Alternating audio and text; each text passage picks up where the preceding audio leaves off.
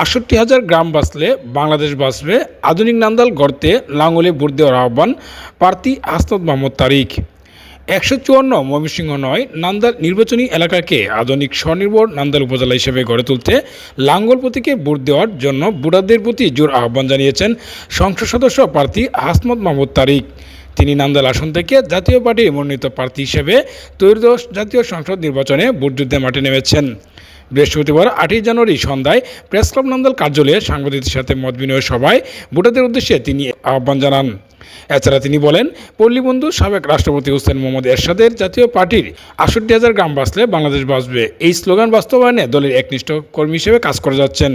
জাতীয় পার্টি সবসময় স্বাধীনতার পক্ষের শক্তি। তারা কৃষক ও মেহনতি মানুষের পক্ষে কাজ করেন। দেশ ও জনগণের উন্নয়নে জাতীয় পার্টির বিকল্প নেই।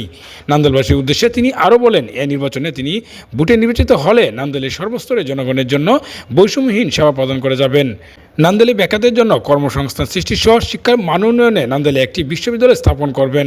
পাশাপাশি নান্দালবাসীর জন্য উন্নত স্বাস্থ্যসেবা সুনিশ্চিতকরণ, কৃষকদের জন্য স্ব ইউনিয়নের বীজ ও সার বিতরণ কার্যক্রম, মহিলাদের ভোটারদের ন্যায্য অধিকার সহ জনগণের জানমালের নিরাপত্তা ব্যবস্থা জোরদারি সর্বোচ্চ ব্যবস্থা গ্রহণ করবেন বলে তিনি জানান। তবে অবাধ, সুষ্ঠু ও নিরপেক্ষ নির্বাচন অনুষ্ঠিত হলে লাঙ্গল প্রতীকের বিজয় সুনিশ্চিতের মাধ্যমে নান্দালবাসীকে আধুনিক নান্দাল উপহার দিবেন বলে আশা প্রত্যাশা ব্যক্ত করেছেন। উক্ত মত বিনিময় সভায় প্রেস ক্লাব নান্দালের সাংবাদিকবৃন্দ উপস্থিত ছিলেন। মনোনীত হয়েছি এবং যাচাই বাছাইয়ের পর আমি সমস্ত কিছু বৈধতা অর্জন করে আপনাদের কাছে দোয়া এবং সহযোগিতার প্রত্যাশায় এসেছি। জাতীয় পার্টি স্বাধীনতার পক্ষের শক্তি, এই হিসেবে দেশের স্বার্থে, দেশের জনগণের স্বার্থে, দেশের মাটির স্বার্থে আমরা পুনর্নির্বাচন বয়কট করিনি। আমরা পিতাও রাজনীতি করতেন, উনি যুক্তমঞ্চের সাধারণ সম্পাদক ছিলেন, নান্দাইল উপজেলা স্বাধীনতা সংগ্রাম পরিষদের সভাপতি ছিলেন। পরবর্তী সময় উনি জাতীয় পার্টিতে যোগদান করেন। উনি কেন্দ্রীয় কমিটির ভাইস চেয়ারম্যান ছিলেন এবং নান্দাইল উপজেলা পরিষদের চেয়ারম্যান ছিলেন। আমি যদি নান্দাইলে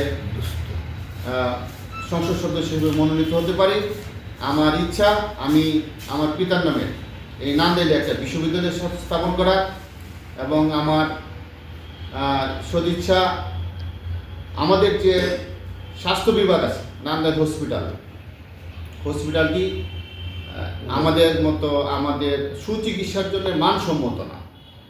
এটাকে আরও আধুনিকীকরণ, প্রত্যেকটা ওয়ার্ডে ওয়ার্ডে যদি একটা করে সরকারি গুরুস্থান হয়, প্রত্যেকটা ইউনিয়নে যদি একটা করে সরকারি গুরুস্থান থাকে, তাইলে এই যে যেটা কবরস্থ করার যে সমস্যাগুলা আমাদের এটা নিরসন হবে। নিরপেক্ষ একটা নির্বাচন আমরা আশা করতেছি। একটা স্লোগান ছিল ৬৮,০০০ গ্রাম বাঁচলে বাংলাদেশ বাঁচবে। এই প্রতিটা ওয়ার্ডেই জাতীয় পার্টির সময় সার এবং বীজ কীটনাশক দেওয়ার একটা সুব্যবস্থা ছিল। যদি জাতীয় পার্টি ক্ষমতায় আসে তাহলে মসজিদ, মাদ্রাসা, মন্দির, গির্জা, পেকুডা এগুলোর বিদ্যুৎ বিল দিতে হবে না এবং ওই কৃষকরা তাদের দ্বার প্রান্তেই সার, বীজ এবং কীটনাশকের ব্যবস্থা পাবে। আমরা বিশ্বাস করি এরশাদের স্লোগান আমাদের স্লোগান, ৬৮,০০০ গ্রাম বাঁচলে বাংলাদেশ বাঁচবে। ভোটারদের উদ্দেশ্যে একটা আহ্বান থাকবে, আমরা যেহেতু জাতীয় পার্টি একটা সুনামধারী এবং সন্ত্রাস নৈরাজ্য মুক্ত, চাঁদাবাজ মুক্ত একটা রাজনৈতিক দল, এখানে আপনারা এসে জাতীয় পার্টির পক্ষে ভোট দেবেন। জাতীয় পার্টি লাঙ্গলে দিলে ভোট লাঙ্গলে, থাকতে হবে না জঙ্গলে, লাঙ্গলই মঙ্গল। ধন্যবাদ।